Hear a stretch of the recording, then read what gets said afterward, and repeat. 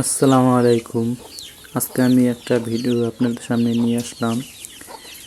আসলে এই অভিজ্ঞতাটা আমার জানা ছিল না, কারণ হঠাৎ আমার মুরগির চোখে মুখে পক্স উঠেছে। আমি তো জানি যে পক্সের ভ্যাকসিন 35 দিনের মাথায় দিতে হয়, কিন্তু পরবর্তীতে জানতে পারি এটা পিজন পক্স, যার ভ্যাকসিন 11 দিনের মাথায় দিতে হয়। তাই বুঝতে পারিনি। এখন প্রত্যেকটা বাচ্চারই পিজন পক্স উঠেছে। তাই আমার যতটুকু সাধ্য ছিল ততটুকু জানা মতে চিকিৎসা শুরু করলাম।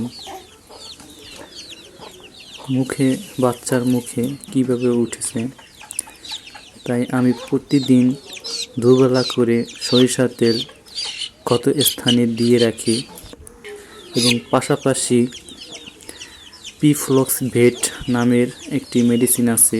এটা 1 লিটার পানিতে 1 গ্রাম মিশিয়ে টানা 6 দিন খাওয়াতে হবে। এটা আমি কোর্স করাইতেছি। দেখতে থাকুন আমি কিভাবে সরিষার তেল এই ক্ষত স্থানে লাগিয়ে থাকি। আসলে আমি যদি জানতাম যে এরকম 11 দিনের মাথায় পিজন পক্সটা উঠে, তাহলে অবশ্যই ভ্যাকসিন প্রয়োগ করে রাখতাম।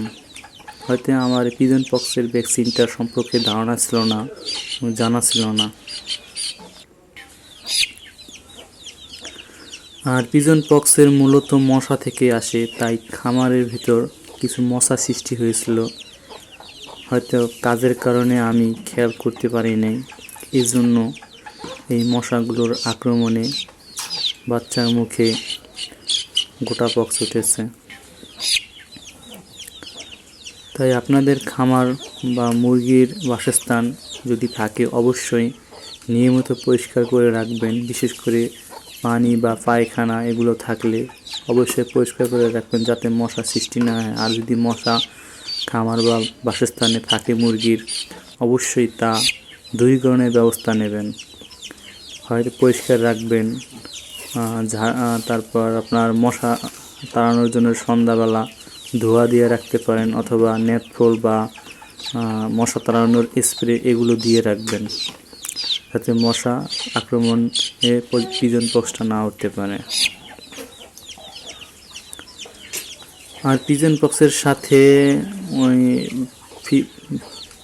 ওই মেডিসিনের সাথে আপনি প্রয়োজনে প্লেন নাপা 500 এগুলো আপনি খাওয়াতে পারেন।